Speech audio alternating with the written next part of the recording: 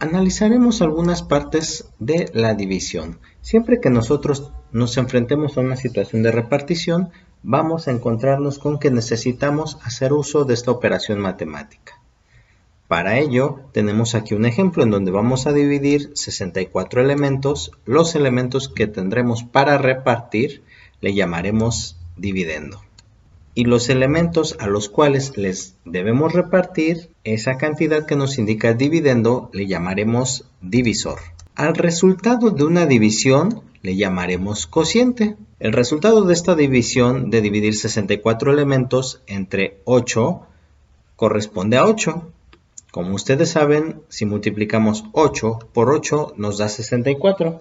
Quiere decir que repartimos todos los objetos de manera equitativa y exhaustiva. Los repartimos todos y no nos quedó absolutamente nada. A la cantidad que queda, ya sea 0 o mayor a 0, le vamos a llamar residuo. Ustedes tuvieron que haber escrito la división 2100 entre 16. Es importante recordar la lectura de esta manera. Entonces, el ejemplo nos manejaba que constaba de 131.2 y nosotros solamente íbamos a copiar los resultados que ahí aparecían. ¿Por qué? Porque simplemente queremos identificar las partes de la división que ahí aparecen.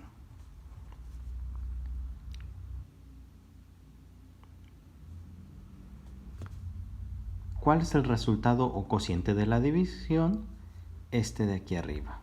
Entonces, ustedes pudieron haber escrito el cociente tiene 1, 2, 3, 4 dígitos. Ahora, ustedes anotaban entonces el segundo ejemplo, que es 2800 entre 16. Si nosotros 28 lo repartimos entre 16, corresponde a una unidad a cada uno, nos sobran 12. Utilizamos ahora las decenas, repartimos 120 entre 16, que corresponden a 7, y entonces a nosotros nos sobran 8. Quiere decir que 7 por 16 son 112. Ahora utilizamos las unidades y vemos que tenemos 80 unidades. De esas 80 unidades repartimos entre 5. 5 por 16 nos da 80, por eso nuestro resultado final va a ser, nuestro residuo va a ser 0. El cociente de la división tiene 1, 2, 3 dígitos. 3 dígitos. Lo que nos lleva al tercer y último ejemplo, en donde dividimos la cantidad de 2012 elementos entre 16. Si nosotros repartimos estos 20 entre 16, nos corresponde de una unidad, de la cual tenemos como residuo 4. Ahora utilizamos las decenas que aquí tenemos. 41 entre 16 nos va a corresponder de 2 para cada uno de esos 16. 2 por 16 son 32. Y si a 41 le resto 32, nos quedan 9. Ahora utilizamos las unidades y entonces decimos que 92 entre 16 nos da 5. Y nos van a sobrar 12. Quiere decir que 5 por 16 son 80. Si a 92 le quitamos esos 80, nos queda como resultado 12. Si nosotros queremos seguir alargando esto, vamos a poner punto decimal porque correspondería a menos de una unidad, pero repartiríamos. 120 entre 16 corresponde a 7. 7 por 16 son 112. Entonces solamente nos sobrarán 8 elementos. Si nosotros queremos seguir la división, ponemos 80 y ya habíamos visto que 5 por 16 son 80. En este tercer y último ejercicio, el resultado de la división o el cociente de una división se compone de 5 cifras. Entonces nosotros pondríamos que el cociente de esta división contiene 5 cifras.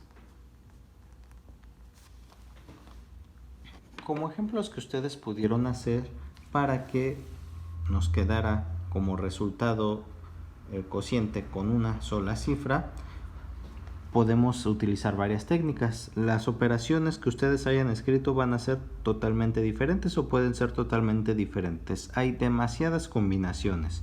Yo les voy a poner aquí algunos ejemplos.